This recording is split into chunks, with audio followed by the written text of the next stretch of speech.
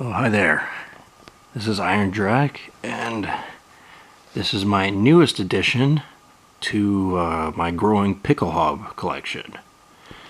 As you can see, this is a Prussian 1895 Pickelhaube. There's some things I wanted to go over. I'm very pleased with this helmet on a few aspects. And there's some other things about it that are interesting and good for new collectors to the hobby. For one thing, the size.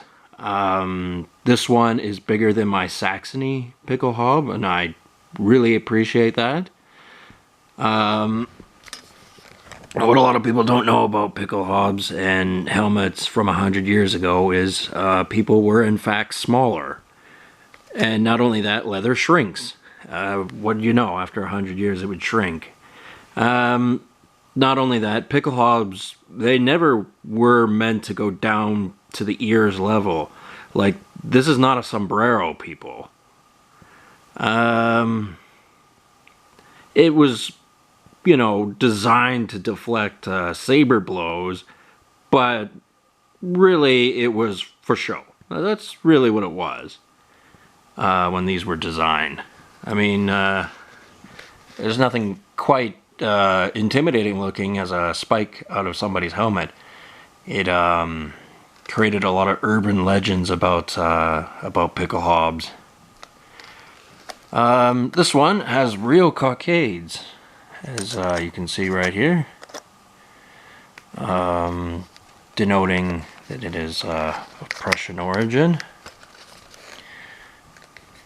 And they are way different than the reproductions I have on my Saxony helmet.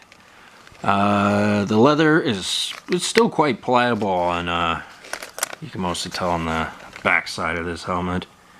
It's not completely stiff, which is a good thing. It was well kept, and I suspect it was kept somewhere for a very long time. It's not difficult to disassemble a Pickelhaube.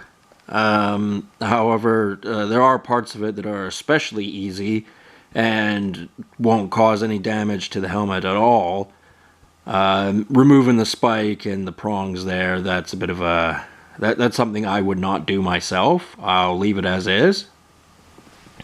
But interestingly enough, you can see some dust right behind the cockades, and the cockades are the easiest thing to remove and put back on. So that denotes that this helmet sat somewhere for a long time and nobody touched it. There's also dust around the brass weapon, as you can see from that, which is well, that means some people will go through the effort of cleaning it, but I'm not going to. I mean, some people are really grossed out by dust. You know, being dust mites and dead skin cells and that sort of stuff.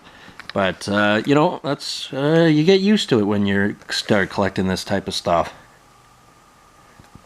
So, the brass fittings, they may be original as well. Kind of hard to tell, especially for me.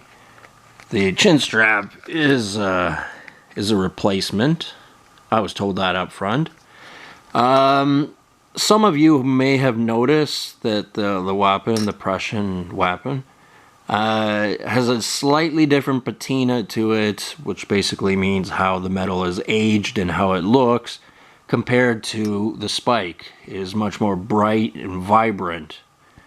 It probably isn't original to this particular Pickelhaube, although it is an original weapon. Everything about it is correct weight, correct size. That's all accurate. And I was told this, you know, up front as well. Because, you know, these kind of helmets, they, you know, it's been 100 years and they weren't always worth the kind of money they are now. So, you know, obviously people have monkeyed around with them, as I said in the last video. Yeah, this one's in pretty good condition. The spike is a little tilted to the left, but we'll live with that. Well, let's have a look in the inside. Leather is quite nice on this one. Yeah, it's in all good working order. Original drawstring. It was assigned to a Gefilter Mello was his name. It was written again up here, but that is probably a more recent writing on the helmet. Probably because somebody just felt like doing it. Anyway, this guy served in the Regiment 28. The R in the 28 denotes that.